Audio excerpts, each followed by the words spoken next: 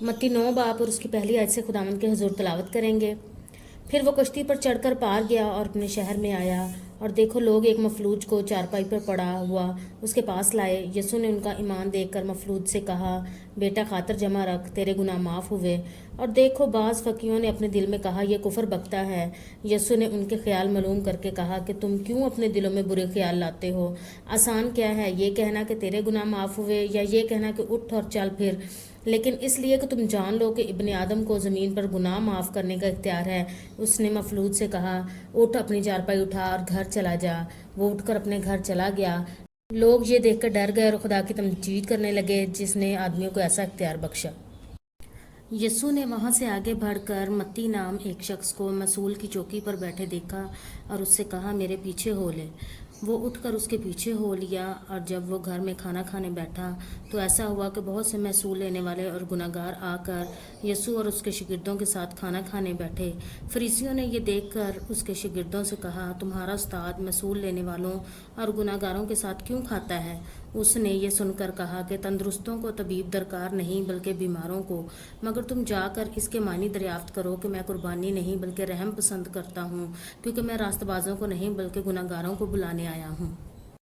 उस वक्त यूहन्ना के शागिर्दों ने उसके पास आकर कहा, क्या सबब है कि हम और फरीसी तो अक्सर रोज़ा रखते हैं और तेरे शागिर्द रोज़ा नहीं रखते। यसु ने उससे कहा, क्या बराती जब तक दूल्हा उनके साथ है मातम कर सकते हैं, मगर वो दिन आएंगे कि दूल्हा उनसे जुदा किया जाएगा, उस वक्त वो रोज़ा रखेंगे। कोरे कपड़े का पैबंद पुरानी पोशाक में कोई नहीं लगाता, क्योंकि वो पैबंद पोशाक में से कुछ खींच लेता है और वो ज़्यादा फट जाती है। और नई मै पुरानी मशकों में नहीं भरते, वरना मशकें फट जाती हैं और मै बह जाती है और मशकें बर्बाद हो जाती हैं, बल्कि नई मै नई मशकों में भरते हैं और दोनों बची रहती हैं। वो उनसे ये बातें कह ही रहा था कि देखो एक सरदार ने आकर उसे सजदा किया और कहा, मेरी बेटी अभी मरी है, लेकिन तू चलकर अपना हाथ उस पर रख दे तो वो जिंदा हो जाएगी। यसु उठकर अपने शागिर्दों समेत उसके पीछे हो लिया, और देखो एक औरत ने जिसके 12 वर्ष से खून जारी था उसके पीछे आकर उसकी पोशाक का किनारा छुआ, क्योंकि वो अपने जी में कहती थी कि अगर सिर्फ इसकी पोशाक ही छू लूंगी तो अच्छी हो जाऊंगी। यसु ने फिर कर उसे देखा और कहा, बेटी खातर जमा रख, तेरे ईमान ने तुझे अच्छा कर दिया। बस वो औरत उसी घड़ी अच्छी हो गई।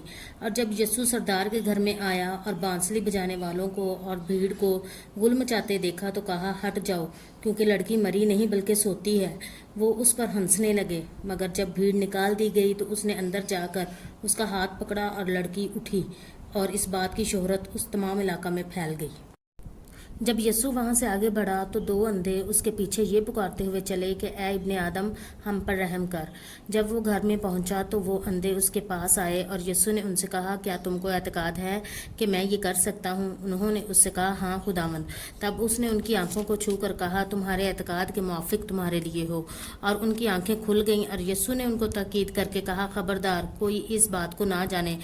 मगर उन्होंने निकल कर उस तमाम इलाका में उसकी शोहरत फैला दी।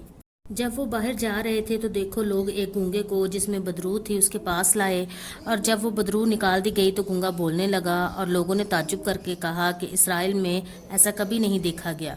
मगर फरीसियों ने कहा कि ये तो बदरूहों के सरदार की मदद से बदरूहों को निकालता है। और यसु सब गाँव और शहरों में फिरता रहा और उनके इबादत खानों में तालीम देता और बादशाही की खुशखबरी की मनादी करता और हर तरह की बीमारी और हर तरह की कमजोरी दूर करता रहा। और जब उसने भीड़ को देखा तो उसको लोगों पर तरस आया, क्योंकि वो उन भेड़ों की मानद जिनका चरवाहा ना हो खस्ता हाल और परगंदा थे। तब उसने अपने शागिर्दों से कहा कि फसल तो बहुत है लेकिन मजदूर थोड़े हैं। बस फसल के मालिक की मिन्नत करो कि अपने फसल पाकलाम के पढ़े सुने समझे जाने पर खुदावंद की खास बरकत हो। आमीन।